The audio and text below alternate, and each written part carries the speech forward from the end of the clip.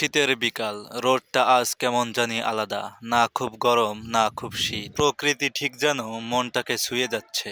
এই যে সরিষা ক্ষেতের আল ধরে হাঁটতেছি, না হচ্ছে কষ্ট, না লাগছে খারাপ। মনে হচ্ছে সারাদিন যদি এভাবে হেঁটে বেড়াতে পারতাম। আসসালামু আলাইকুম। হাতে সময় থাকলেই আমি বের হয়ে পড়ি গ্রাম ঘুরতে। আজ গ্রাম ঘোরার তৃতীয় দিন। গ্রাম ঘুরতে বের হয়েই দেখা হলো চিরচেনা এই জিনিস।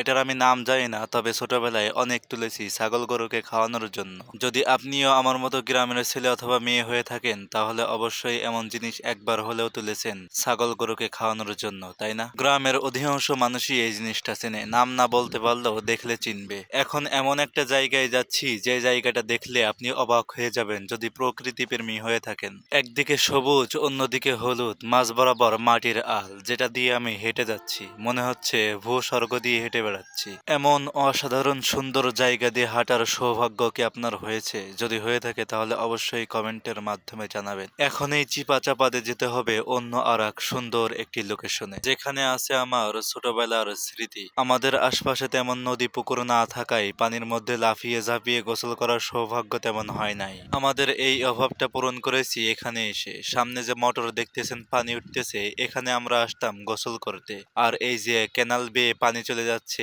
এর মধ্য দিয়ে সাঁতার কাটতাম। ছোট ছিলাম তো সাঁতার কাটতে তেমন অসুবিধা হতো না, বরং মজা হতো। তবে বহু বছর হয়ে গেছে এখানে আর গোসল করা হয় না, সাঁতার কাটা হয় না দল বেঁধে। এখন চাইলে এখানে এসে গোসল করতে পারবো, কিন্তু ছোটবেলার মতো আর সাঁতার কাটতে পারবো না, কারণ বড় হয়ে গেছি। ভিডিওটা কেমন লাগলো অবশ্যই কমেন্টের মাধ্যমে জানাবেন। আজকের মতো আল্লাহ হাফেজ।